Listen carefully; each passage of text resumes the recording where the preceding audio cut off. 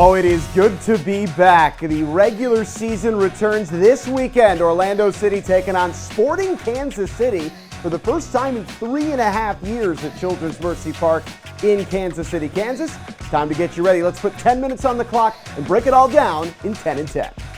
It's been a couple weeks, so we'll use number one to get you up to speed. Orlando City crashing out of League's Cup in heartbreaking fashion against Cruz Azul. Had the better of the chances against the first place team in Mexico, but unfortunately just couldn't get a goal over the line and then fell in the penalty shootout for the first time in franchise history.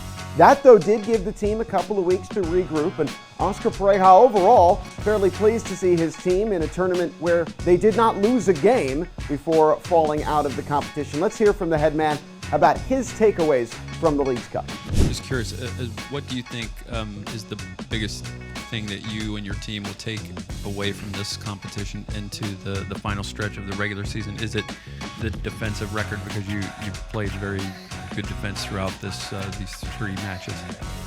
The game, and I have said this in these interviews after the games, big differences when we score goals. And we have been scoring goals in the last 6 or 7 games constantly because we are defending much better. And we kept that level of defending. We were very concentrated and very generous with the idea of the game and the tactics that we implement in the game. So we did a tremendous game. Seriously, I saw in Orlando City in one of the best moments. What happened is that we lost that PK and make us feel this bad, you know. But we were not sharp in those actions where we have and create these dangerous situations. And that's the pain that is sat in the locker room. We had the chances. We have the best of the chances of the game. Keep working in that direction for sure, and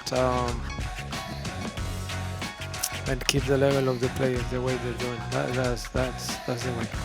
So at number 2, it's time to reset the regular season. Orlando City, if you'll recall, had a stellar month of July, winning 4 games, drawing 1, and losing none in regular season play. That has enabled them to climb up from 14th place in the middle of June to 7th place now in the middle of August. They are 7 points behind the New York Red Bulls for a top 4 spot with 9 games to go. In terms of avoiding the wild card round, they're in pretty good shape. They're 4 points ahead of 8th place Toronto with a game in hand, and 5 of their final 9 games take place at Inter-Inco Stadium. Now, running concurrently to League's Cup was the summer transfer window at number 3. Orlando City did not sit this one out, making a major signing up against the deadline. U22 initiative midfielder Heine Yikling Bruseth.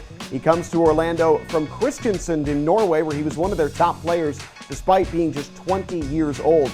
Bruseth can play in defensive midfield as more of a box-to-box number 8, or even a little bit further forward on occasion. He did chip in 2 goals last season for Kristiansand, despite playing mostly as a defensive or central midfielder. He'll add some depth to a position that is a little bit thin behind Wilder Cartagena and Cesar Araujo. Just Felipe and Giorgio Kaczewski really are natural defensive midfielders in there. Remember earlier this year, Kyle Smith actually had to play a couple of games as a number 6. So Bruseth should add some depth in the medium term, and in the long term could be a major piece for Orlando City as the 5th U22 player in club history.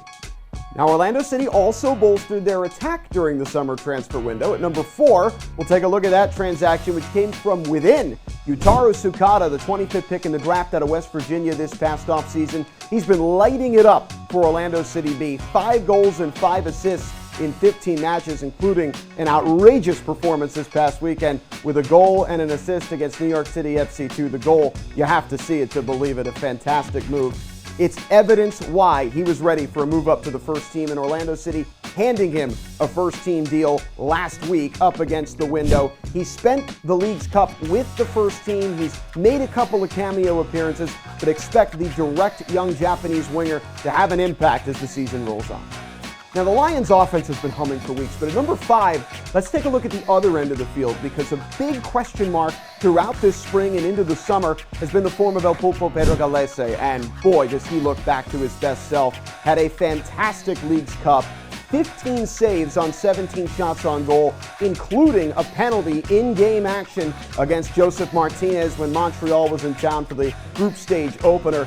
Galese has brought his season percentage on saves all the way up near 700. He's had an outstanding run. The hope is that he can carry that into the regular season and help lead Orlando City back to the playoffs as he did last year. At number 6, we'll turn our attention to Orlando City's opponents, SKC. As we take a look at the Western Conference picture, it's a little bit grimmer for Kansas City, unfortunately. They had a 7-game losing streak earlier this year at a period where they lost 10 out of 11.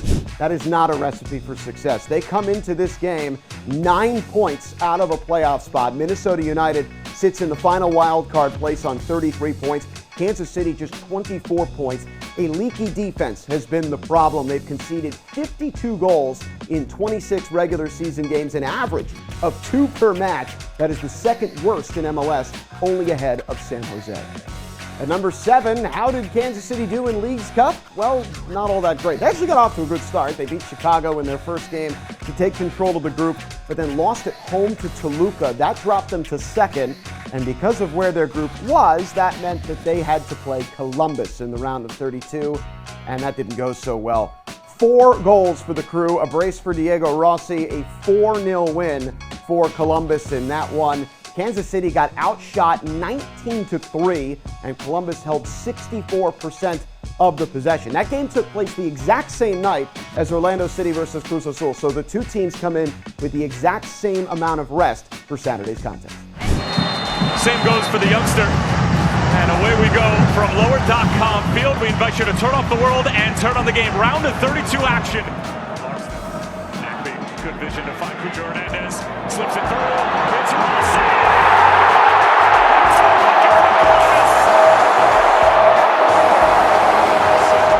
Close of 90 minutes, but scoring the goals has been the problem. Here's Rossi. And now it's a fantastic strike.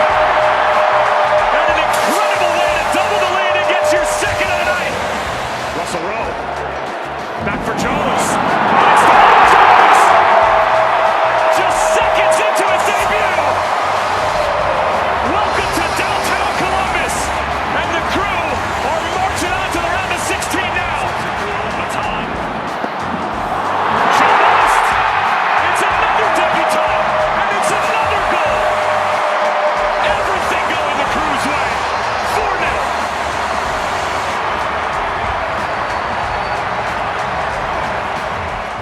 It's not all bad news, though, for Kansas City. They are getting healthier, and in particular, they've got to be happy to see their 2 designated player attackers back in the starting lineup, Alan Pulido and Johnny Russell, both of whom have been in and out with injuries this year. Russell, in particular, has been kind of the lifeblood of this Kansas City team for the last several years. Since he came into the league in 2018, he has 60 goals and 39 assists for Kansas City.